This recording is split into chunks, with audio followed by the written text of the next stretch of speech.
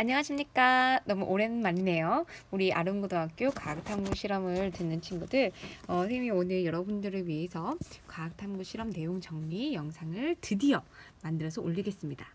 오늘 영상 같은 경우에 여러분들이 실제로 선생님이 수업 시간에 총 정리하는 것처럼 옆에다가 교과서를 펴놓고 같이 영상을 보면서 따라오면 되겠습니다. 교과서 준비되셨나요? 좋습니다. 그러면 마지막 준비물 구독과 좋아요도 클릭하시면서 시작하도록 하겠습니다.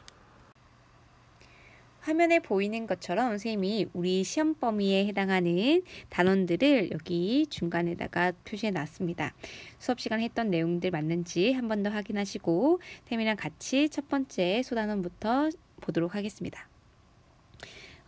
우선 첫 번째 우리가 배웠던 소단원은 대단원 1단원 중에서도 소단원 1이었던 2000년간 믿어왔던 과학이 변하다라는 단원이었습니다. 여러분들 8쪽부터 보시면 되겠죠. 8쪽 보시면 우선 우리가 처음으로 봤던 것이 아리스토텔레스의 물체의 운동에 대한 관점. 아리스토텔레스는 물체의 운동을 자연스러운 운동, 자연운동과 강제적인 운동, 강제운동으로 구분했다고 했고요. 그 기준들이 무엇이었는지 배웠고요. 9쪽으로 가시면 우리 갈릴레이 사고 실험 배웠었죠.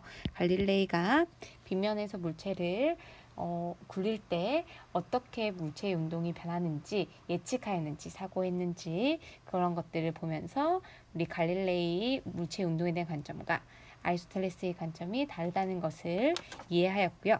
그리고 10쪽으로 넘어가서는 갈릴레이가 아리스토텔레스의 생각에서 논리적인 모순을 찾아내는 것을 우리가 대화 형식으로 익혔습니다. 그래서 우리가 갈릴레이하고 아리스토텔레스의 물체의 운동에 대한 관점이 어떻게 발전해 왔는지 정리하였고, 또한 아리스토텔레스, 갈릴레이에서 뉴턴까지 우리가 어떻게 물체의 운동에 대한 과학 개념이 발전해 왔는지를 배웠습니다. 여러분 모두 기억나시나요? 자, 선생님 다시 한번 뉴턴까지 이렇게 우리 아리스토텔레스에서 갈릴레이, 갈릴레이에서 뉴턴까지 이렇게 물체의 운동에 대한 관점이 변해왔습니다. 특히 우리 갈릴레이 같은 경우에는 한 가지 유명한 일화가 피사의 사탑에서 무거운 물체와 가벼운 물체를 동시에 떨어뜨리고 그 두 물체가 바닥에 동시에 도달하는 것을 밝혀낸 것으로 유명하죠. 이처럼 갈릴레이는 물론 사고 실험을 통해서도 밝혀냈지만 실험과 관찰을 근거로 한 어떤 과학 검증을 기반으로 과학의 기초를 확립하였다는 점에서 굉장히 훌륭한 과학자로 평가받고 있습니다. 네, 우리 물체의 운동에 대한 관점은 여기까지 보고요. 우리 3단원으로 가서 면역적 탐구와 기하적 탐구, 과학 탐구 방법의 이해를 다시 한번 정리하도록 하겠습니다. 옆으로 넘어오겠습니다. 교과서 페이지는 19쪽입니다. 여러분들 조금 영상에 잡음이 들렸죠? 미안합니다. 선생님이 앞에다가 노트북을 또 같이 켜놓고 하다 보니까 잠깐 조금 잡음이 들렸던 것 같습니다. 이제 조금 훨씬 더 조용해졌죠? 네, 조금 더 집중하시고 같이 보도록 하겠습니다. 우리 대단원 1단원에서도 세 번째 단원과 다섯 번째 소단원 과학 탐구 방법에 대한 내용인데요. 우리 과학의 탐구 방법은 크게 두 가지가 또 있습니다. 어떤 탐구 방법과 어떤 탐구 방법이죠? 한 가지는 귀납적 탐구 과정이고요. 그리고 한 가지는 우리가 수행평가로도 열심히 한 연역적 탐구 과정입니다. 여러분들은 기납적 탐구 과정과 영역적 탐구 과정이 공통점과 차이점을 기반으로 하여서 이해를 하였고, 또한 이 각각에 해당하는 예시들이 있었습니다. 그래서 여러분들 예시들을 익히면서 각각의 과정이 어떤 과정인지 명확하게 이해하는 게 중요하죠. 특히 기납적 탐구 과정 같은 경우와 연역적 탐구 과정에서 공통점은 탐구 문제에서 시작한다는 거였습니다. 결국엔 문제를 인식하고 그 다음에 기납적 탐구 같은 경우 관찰 및 실험을 통해서 많은 관찰 사례를 모아가지고 관찰 자료에서 공통점이나 차이점을 찾는 방식으로 자료를 해석했다면, 연역적 탐구 같은 경우에는 중요한 게 어떤 것을 설정해야 됩니까? 그죠? 가설을 설정하고 가설을 검증하기 위해서 실험을 설계하고 또 그 실험을 수행하고 그 실험 결과를 해석하는 과정이었습니다. 그걸 통해서 결론을 도출하는 것. 결국에 기하학적 탐구와 연수 탐구 모두 자료를 해석해서 결론 도출한다는 건 공통점은 똑같지만 각각의 중간 과정이 차이점이 분명히 있었습니다. 여러분들 그것들을 잘 이해하시고 각각의 예시들과 함께 이해해 주기 바라고요. 특히 쌤이 5단원에서 연역적 탐구 방법이 대표적인 예시들 몇 가지 또 소개했습니다. 자연 발생설이라고 하는 자연 발생설 기억나시나요? 자연 발생설은 생물이 자연히 무기물로부터 발생한 것이라는 설로 생물이 어버이가 없어도 생길 수 있다라고 하는 게 자연 발생설이었어요. 그래서 이것이 맞냐 틀리냐 가지고서 많은 과학자들이 검증하기 노력했는데 쌤이 대표적으로 레디 실험 소개했었습니다. 그래서 17세기에 자연 발생설을 부정한 레디 실험 같은 고기 조각 놓고 하나는 뚜껑 닫고 하나는 뚜껑 열어놓는 것 통해 가지고 우리 연역적 탐구했던 것들 소개했고요. 여기 최종적으로는 우리 파스테르가 이 레디 실험을 또 보완하였죠. 그래서 여러분들이 이런 내용들 명확하게 이해하고 계시면 되겠습니다. 각각의 연역적 탐구 과정에서 어떻게 속하는 건지 각각의 단계를 잘 이해하시면 좋겠습니다. 또 특히 우리 연역적 탐구할 때 가설 세우는 것뿐만 아니라 우리가 실험을 하기에 앞서서 실험에 영향을 주는 요인들 바로 변인이라고 한다고 했죠. 그 변인에 대해서도 여러분들이 명확하게 이해를 하고 있어야 됩니다. 그럼 한 번만 더 정리를 하도록 하겠습니다. 자, 변인. 우리 변인은 쌤이 좀 밑에다 쓸게요.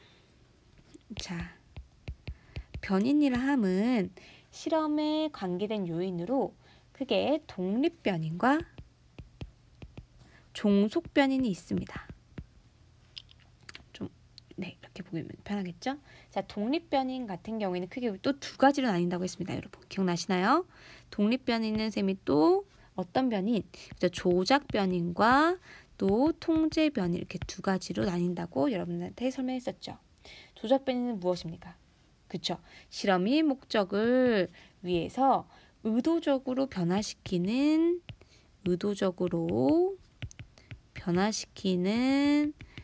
요인을 변화시키는 변인을 조작변인이라고 했고요. 통제변인 같은 경우에는 실험 결과에 영향을 주지 않도록 일정하게 유지시키는 변인입니다.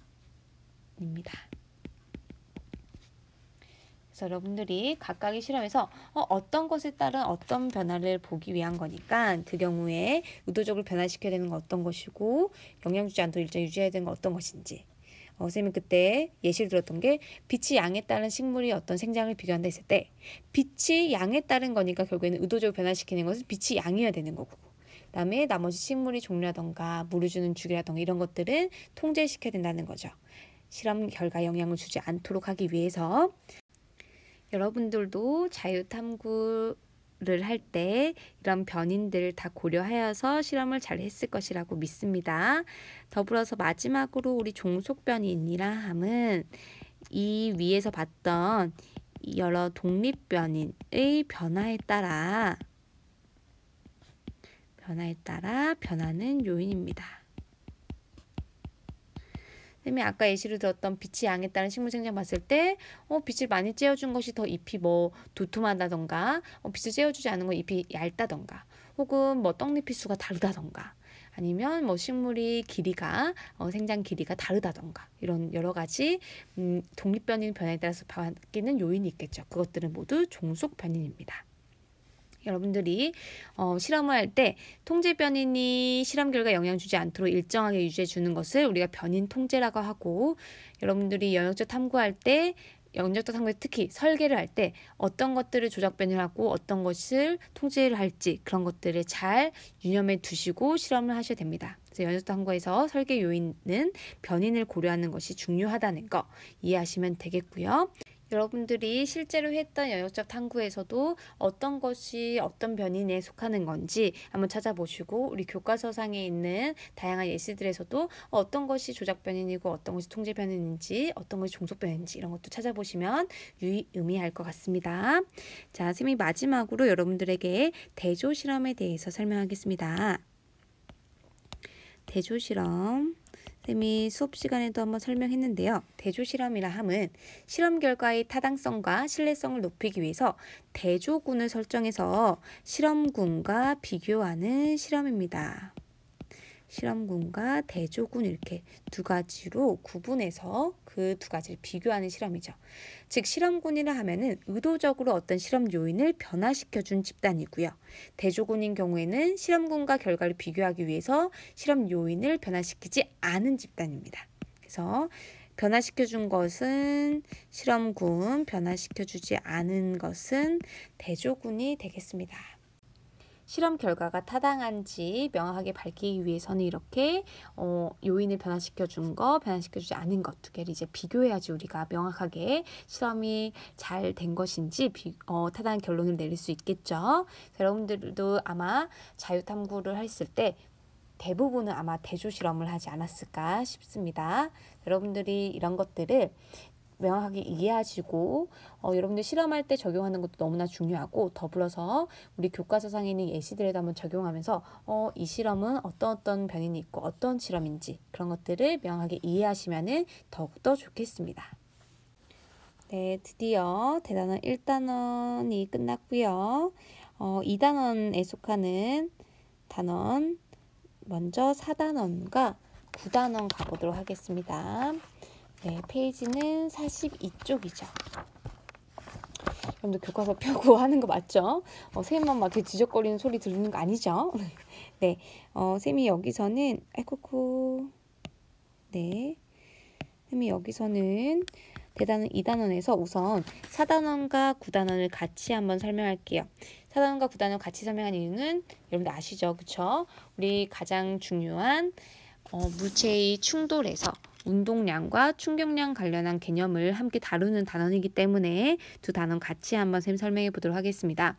여러분들이 제일 명확하게 이해해야 될 것은 우선은 충격량이 어떤 것인지를 명확히 이해하시고, 충격량과 운동량은 또 어떤 관계인지를 이해하셔야 되겠죠. 자, 여러분들 충격량은 쌤이 뭐라고 했습니까? 한번 개념 정리해 볼까요? 충격량이란 무엇입니까? 우리 통합과학 1학기 때도 배웠던 내용이에요. 바로 물체에 가해지는 힘, 물체에 가해진 힘, 우리가 특히 충격을 가하는 힘, 구체적으로 더 쓴다면은 충격력, 그냥 힘이라고 해도 상관없습니다. 충격력 곱하기 가로 힘이라고 할게요. 힘 곱하기 뭐였습니까? 그쵸, 힘이 가해진 시간, 그래서 우리가 충돌 시간이라고 해도 되니까 충돌 시간 이렇게 쓰겠습니다. 당연히 가해진 힘이 클수록, 또한 충돌 시간이 길수록 충격량은 크다고 했고, 그 예로 쌤이 스포츠 속에도 과학이 있다라는 내용에서는 타자가 공에 가하는 힘이 일정한 경우에 오히려 공을 끝까지 밀어주면은 공과의 접촉 시간이 길어져서 공에 가하는 충격량이 커지는 것으로 한 가지 대표적인 예 얘기했었습니다. 또한 그 경우에 우리가 운동량과 충격량과의 관계를 통해 가지고 왜 타자가 그렇게 하는지를 알아냈었는데요. 바로 운동량과 충격량은 어떤 관계가 있습니까? 그죠? 충격량은 바로 충격을 가한 만큼 물체의 운동량이 바뀌니까 충격량은 곧 물체의 운동량의 변화량과 같습니다. 그래서 우리가 충격력이 일정한 경우에 오히려 충돌 시간을 타자가 길게 공을 끝까지 밀어주면은 충격량이 그 경우에는 공이 받는 충격이 커집니다. 공이 받은 충격량이 커졌다는 말은 바로 공의 운동량 변화량이 커졌다는 것이고, 따라서 타자가 공을 끝까지 밀어주면은 충격량이 커져서 특히 야구공의 속력 변화량 또한 커져서 야구공이 멀리 날아갈 수 있게 되는 것이었죠. 여러분들 운동량은 우리 질량 곱하기 속력이라는 거 알고 계시죠? 자, 그러면 포수가 글러브로 야구공을 잡을 때는 원리가 적용이 되었는지 한번 같이 보도록 하겠습니다. 선생님 그 경우에 검정색으로 표시해 볼게요. 자, 우리 결국에는 포수가 맨손으로 잡는 경우랑 글러브를 끼고 잡는 경우를 비교한다면 네. 자, 아래는 맨손, 위에는 글러브예요. 누가 봐도 글러브입니다. 네, 좋아요. 네. 자, 이 공이 질량 똑같고 같은 속력으로 왔다고 합시다. 그때 결국에는 글러브든 맨손이든 충돌해서 이 공들이 속력은 0이 됩니다. 그 말은 이 야구공의 운동량의 변화량은 MV로 똑같아요. 운동량의 변화량이 같다는 말은 충격량 또한 같다는 말이죠. 그럼 그 경우에는 글러브를 낀 거랑 맨손을 낀 거랑 뭐가 다르냐? 충격량은 같지만 바로 충돌 시간이 다르죠. 글러브를 꼈을 경우가 충돌 시간을 오히려 길게 되기 때문에 공이 글러브에 작용하는 힘을 감소시켜서 내가 손이 덜 아픈 것이고, 반면에 글러브를 낀 것보다 맨손으로 잡는 경우에 충돌 시간이 짧아서 충격량이 굉장히 컸던 거죠. 여러분들 이 내용 명확히 이해하고 계셔야 됩니다.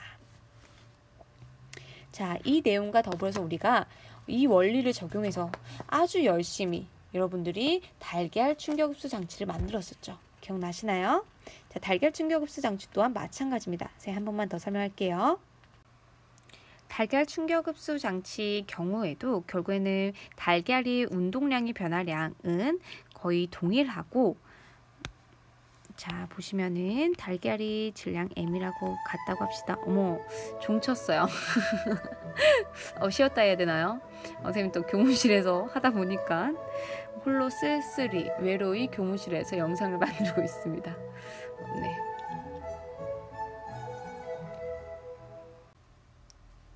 자, 다시 열심히 봅시다. 자, 보시면은 우리 쌤이 뭐 여러분들 하나는 구조물을 싸고 하나는 싸지 않은 경우라고 볼게요.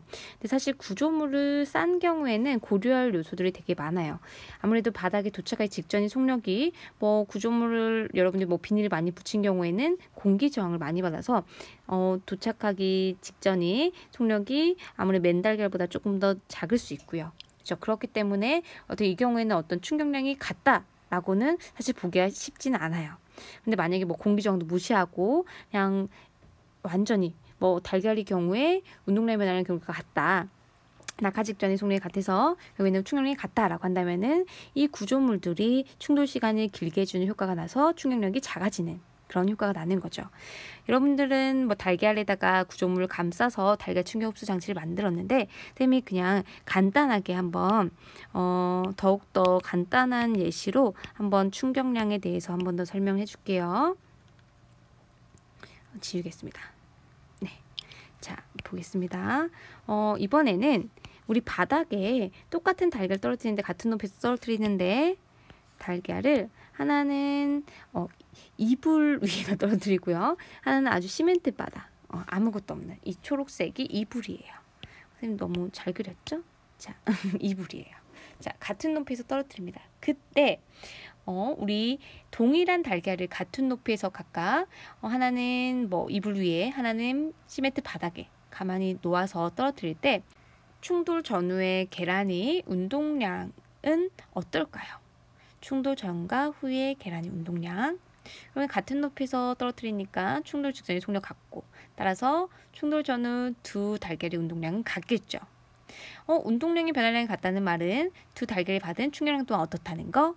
그쵸. 충격량 또한 같다는 얘기고, 충격량이 같기 때문에 충돌 시간이 짧았던 이 시멘트 바닥에 떨어뜨린 달걀이 우리 충돌 시간이 짧기 때문에 더 달걀이 큰 힘을 받아서 이 경우에는 달걀이 막 깨져버리는 것이고, 오히려 우리 이불 위에 떨어뜨린 경우에는 충돌 시간이 길어져서 달걀이 받은 힘의 크기가 작아져서 달걀이 깨지지 않을 수 있는 거죠. 자, 만약에 이거를 선생님이 그래프로 나타내 본다면 여러분들이 기억이 아마 날 거예요.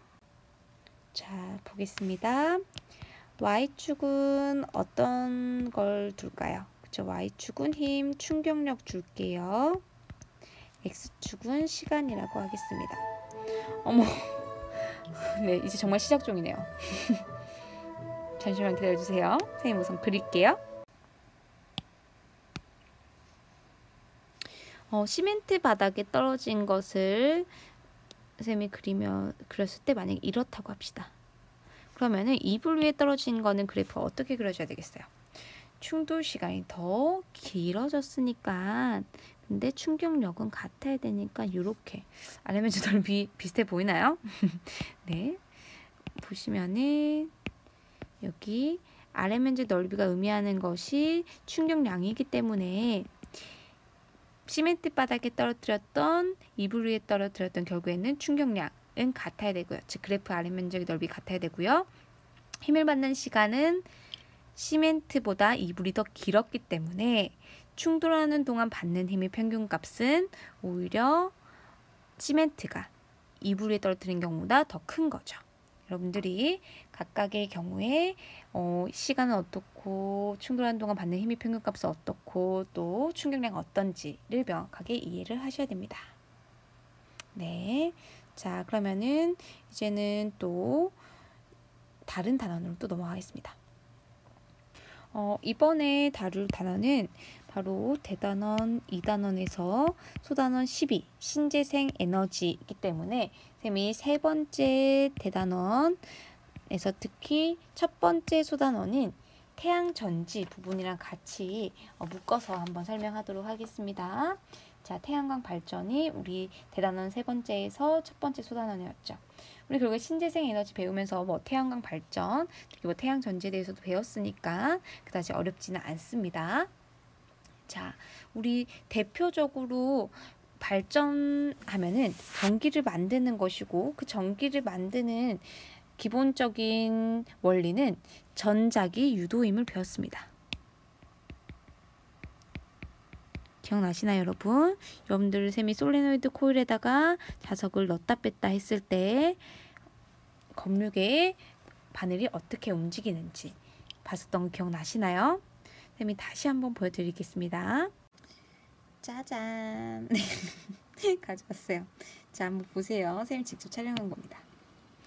자, 검류개가 있고요. 자, 쌤이 천천히 넣었다가 뺄 때, 자, 검류개의 방향이 서로 반대가 되는 것을 알 수 있고, 가만히 중간에 넣어뒀더니 그 경우에는 전류가 발생하지 않았고, 또 쌤 빠르게 넣었다 뺐다 할 때랑 천천히 넣었다 뺐다 할 때 얼마만큼 전류가 발생한 정도가 다른지 알 수 있습니다.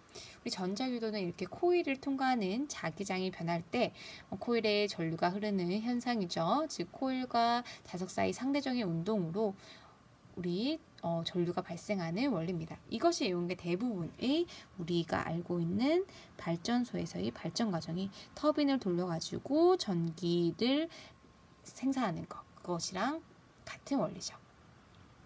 자, 여러분들이 배웠던 특히 신재생 에너지를 활용한 발전 방식은 대표적으로 한번 정리를 해볼게요. 자, 태양광이 있고요. 또 태양광과 유사하지만 태양에너지 이용하지만 또 원리는 다른 태양열, 그리고 수력, 또 풍력, 그리고 파력, 한 가지 더 추가할게요. 조력 발전. 여러분들 교과서에 조력도 나오기 때문에 쌤이 추가하였습니다. 자, 태양광, 태양열, 수력, 풍력, 파력, 조력 중에서 한 가지는 원리가 달라요. 어떤 거 원리가 달랐습니까? 특히 지금 방금 배웠던 전자기 유도 원리를 사용하지 않는 거 어떤 거예요? 그쵸? 태양광이죠.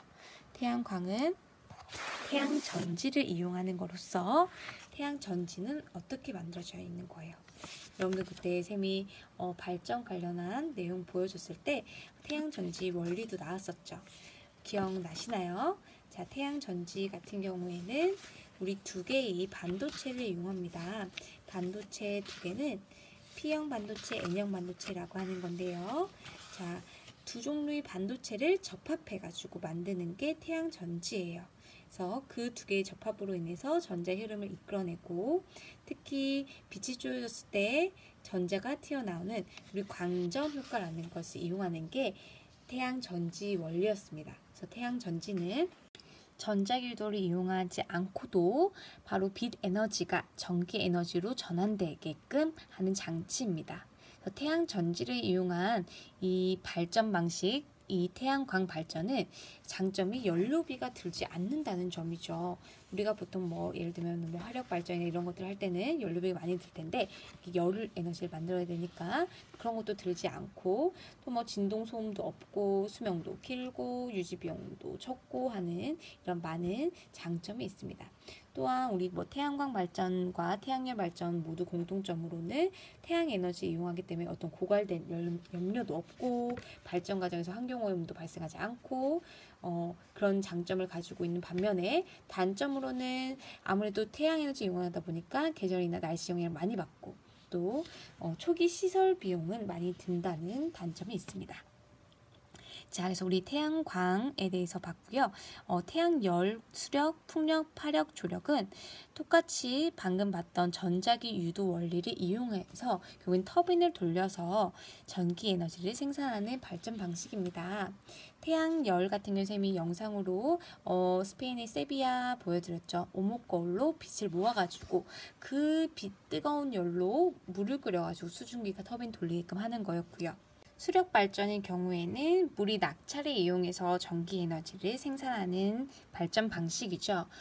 그런데 우리 뭐 다른 태양열과 비교하자면은 태양열인 경우에는 그 뜨거운 그 열 에너지로 물을 끓여가지고 수증기를 만들어가지고 터빈 돌린 반면에 이 수력 발전은 바로 그냥 물이 낙차에 의해서 바로 전기 에너지 생산되니까 따로 어떤 열 에너지가 운동 에너지로 전환되는 과정이 없는 거죠.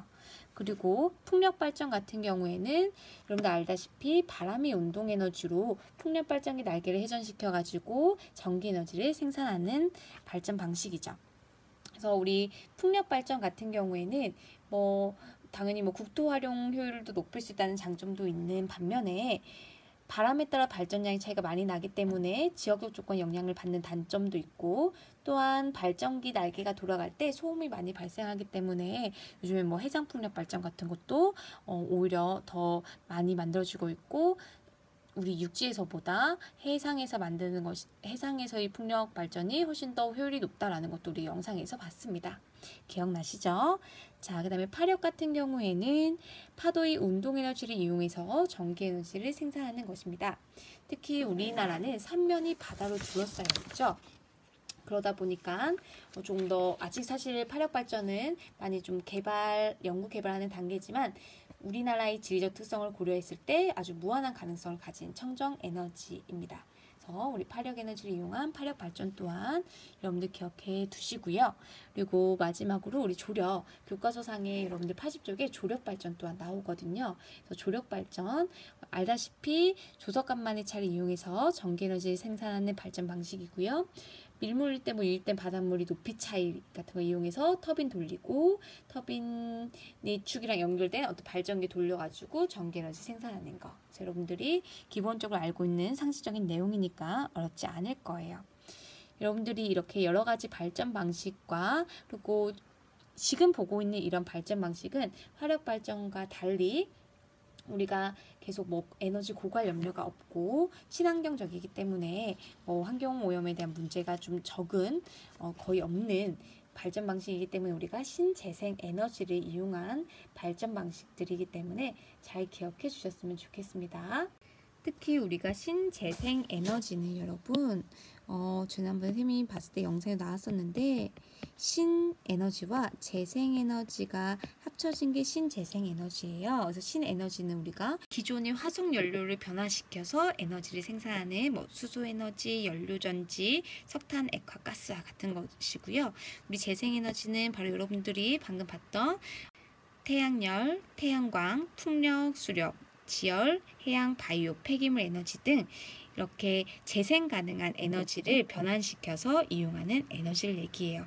그래서 신재생 에너지는 신에너지와 재생 에너지를 통틀어서 부르는 말로 우리가 어떤 화석연료를 이용한 화력 발전이라던가 아니면 핵분열 이용한 에너지가 아닌 대체 에너지 일부라는 거 이해하시면 좋겠고 이런 신재생 에너지가 화석연료 고갈 문제와 함께 환경 문제에 대한 해결책으로도 매우 중요한 의미를 갖는다는 거 여러분들 기억해 주시고 관심을 가지면 좋겠습니다.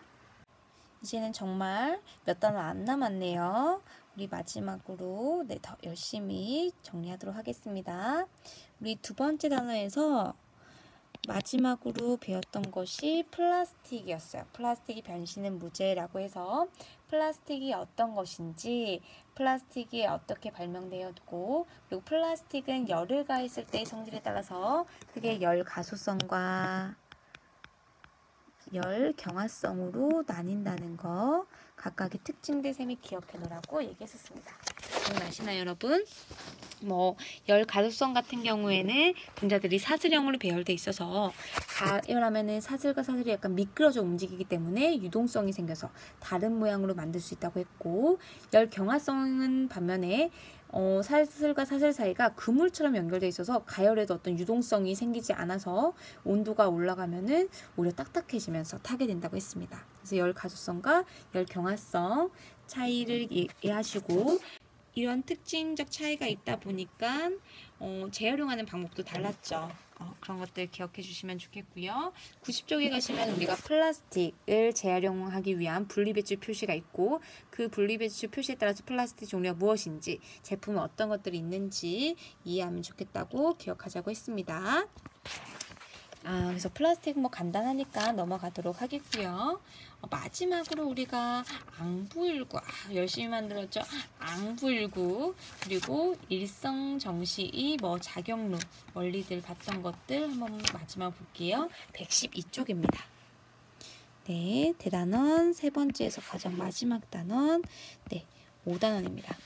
우리가 해식의 앙불구라고 했던 거, 그리고 물식의 작용루, 일성정시 이 내용들 여러분들 잘 기억을 하셔야 되죠. 자, 해식에 한번 살짝 정리해 보도록 하겠습니다. 여러분들 열심히 만들었으니까 다 원리 알고 있겠지만, 자, 해식에는 가로선과 세로선이 있는 방구형 접시에 영침이라는 막대가 세워져 있는 형태로 되어 있죠. 자, 거기서 세로선은 바로 무슨 선이었습니까? 세로선, 특히 7줄 있다고 했는데, 세로선이 바로 시각선이고, 가로선 13줄 있는 가로선이 바로 계절선, 절기선이었죠. 기억하시나요? 자, 우리 지구가 자전하기 때문에 해는 동쪽에서 떠서 서로 지고요. 그걸로 인해서 우리 영침을 항상 북쪽으로 두고 우리 설치해서 보면은 영침의 그림자는 항상 서에서 동으로 이동하면서 각각의 시각선 가리키는 것이 바뀌고, 그것을 통해서 우리는 시각을 알 수 있었던 거죠. 또한 절기마다 태양의 고도가 달라지기 때문에 계절선에 나타나는 그림자 길이가 다른 것을 보고 우리는 24절기를 알 수 있었습니다. 여러분들 기억 다 나시죠? 앙불구 기억 안 나는 친구들은 다시 한번 본인이 만들었던 앙불구 보시면서 어떻게 측정했었는지 기억하세요. 항상 영침이 끝이 북쪽을 향하도 설치하고, 그리고 특히 우리가 시각을 거의 분 단위로 본다고 했을 때는 인접한 세로선 사이의 한 눈금 간격은 몇 분을 의미했어요. 그렇죠? 인접한 세로선 한 눈금 간격은 바로 15분. 그렇죠? 15분을 의미했었고, 그리고 우리 영침이 그림자를 보면서 각각의 시각과 절기 찾아내는 거 셈이 수업 시간에 여러 번 설명했고, 수행평가로도 냈습니다. 시각과 절기 명확히 이해할 수 있어야 됩니다. 많은 친구들이 헷갈리는 것 같아서 쌤이 한 번만 더 설명을 하자면, 또 수행평가 내가 잘 해서 냈는지 잘 보세요. 우리가 시각선이 시작이 묘, 진, 사, 오, 미, 신, 유 이렇게 해서 시각선 총 7개가 있었잖아요. 묘시는 여러분 오전 5시부터 오전 7시인데 그 딱 중간으로 이 묘시선이 오전 6시라고 생각하시면 되고요. 진시는 오전 8시, 사시는 오전 10시, 그래서 오시가 바로 여러분들이 정오하는 낮 12시. 그 다음에 미시 오후 2시, 14시라고 쓸까요? 신시, 16시, 유시 18시에서 총 우리가 앙불구에서는 오전 6시부터 오후 6시까지 시각을 알 수 있고, 묘시하고 당연 진시 사이 시간은 뭐 사이선은 당연히 7시가 되겠고, 이런 식으로 해서 각각이 사이에 선도 하나씩 있고, 또한 이 선 사이에 1시간 간격을 또 몇 등분 했어요. 그죠? 4등분 했죠. 60분을 4등분 했으니까 그 인접한 세로선 사이 한등분 간격은 15분 의미했었던 거. 기억나시죠, 여러분? 그래서 시각을 측정하는 방법들 잘 이해하고 계시면 되겠고요. 그리고 뭐 물시계, 뭐 작용루 같은 경우에는 여러분들 알고 있다시피 어떤 원리예요? 그렇죠? 일정한 빠르기로 흐르는 물을 이용해가지고 시간을 수정하는 거였고, 우리 일성정시의는 어떻게 보면 해시계의 단점을 보완했던 거죠. 태양과 별의 움직임을 통해 가지고 낮과 밤의 시간을 측정할 수 있었던 장치였고, 또한 우리 작용루 같은 경우에는 너무 정밀해서 고장이 났을 때 수리하기가 어려웠잖아요. 그때 그런 부분도 이제 보완했던 일성정시에 있습니다. 보통 군사 지역에서 많이 사용을 했다고 쌤이 설명했죠. 이렇게까지 해서 쌤이 여러분들과 한 2학기 동안에 우리 2학기 한 학기 동안에 수업 시간에 했던 내용들 간략하게 정리해 보았고요. 여러분들이 쌤 수업 시간에 했던 내용과 그리고 뭐 교과서에 필기했던 내용, 그리고 지금 보고 있는 영상의 내용들 정확하게 이해하시고, 더불어서 부록 1에 있는 실험실 안전 관련한 내용들 명확히 이해하셔야죠. 쌤이 부록 1도 시험 범위로 추가하였습니다. 왜 추가했는지 알고 계시죠? 우리가 실험을 물론 재미있고 이렇게 유의미하게 하는 것도 중요하지만 실험을 안전하게 하는 것이 가장 제일 우선이 돼야 됩니다. 그래서 실험하기 전에 우리가 어떻게 유의사항 지켜야 되는지 실험실 안전사항들 잘 익히시고, 또 안전한 실험을 하기 위해서 우리가 지켜야 될 수칙들 있죠. 그런 것들도 명확히 이해하시고, 그런 일이 절대로 없으면 좋겠지만 만에 하나 어떤 실험을 하는 과정에서 사고가 발생했을 때 여러분들이 대처 방법을 명확하게 이해하고 계시면 또 당하지 않고 안전하게 더 큰 피해를 입지 않고 대처할 수 있을 테니까 반드시 암기 부탁드립니다. 더불어서 야외 활동을 할 때도 여러분들 안전사항들, 활동하기 전, 활동하는 동안, 활동 끝난 후 우리 사고 시 응급처치 방법들 119쪽에 나와 있습니다. 명확히 잘 보시고요. 쌤이 한 가지 사례를 얘기해 주자면, 쌤이 직접 겪은 건 아닌데요. 정말 아찔한 사례가 한 가지 있어요. 보통 여러분들이 실험할 때 어떤 불을 사용하는 실험에서 아무래도 가장 또 위험하고 주의를 해야 되는데, 보통 알코올 램프 가지고 많이들 이제 실험을 하죠. 근데 이 알코올 램프를 가지고 이렇게 실험하다가 누가 이렇게 툭 잘못 쳐가지고 알코올 램프가 엎질러지면서 이렇게 불이 확 붙었어요. 그때 근데 많은 이제 학생들이 불이야 라는 거 생각하면서 불은 바로 물 부어서 꺼야지라는 생각 때문에 거기다가 이제 물을 부은 거예요. 그러다 보니까 오히려, 근데 알코올은 우리 물보다 거의 밀도가 작기 때문에 위로 뜨면서 훨씬 더 이게 물을 부는 게 더 빨리 이렇게 불이 퍼져나간 거죠. 그래서 굉장히 크게 사고가 있을 뻔한 적도 있습니다. 그래서 오히려 알코올 램프 같은 경우에는 엎질러서 불이 나는 경우에는 뭐 재빨리 물을 부어서 끄는 게 아니라 어떤 주변에 있는 소방포로 덮는다던가 어떤 모래를 뭐 붓는다던가 이렇게 산소를 차단하는 방법을 사용하셔야지, 여러분들이 무조건 불이면 무조건 물을 부을 생각을 하시면 안 됩니다. 그래서 그런 것들 주의하시고, 여러분들도 만에 하나 그런 일이 있다면은 반드시 이런 각각의 안전사고 대처 방법들 이해하시고 기억하시고 당하지 않고 실천하는 여러분들이 됐으면 좋겠습니다. 제일 중요한 거는 미리 그런 일이 없도록 안전하게 실험하는 것이 제일 중요하겠죠. 그러면 우리 아름고등학교 1학년 과학탐구 실험 듣는 친구들 모두 안전하게 실험들 열심히 할 것이라고 믿습니다. 시험 끝나고 쌤이 좀 더 재미있는 실험으로 돌아올 수 있기를 바라면서 여기서 마치겠습니다. 이상입니다.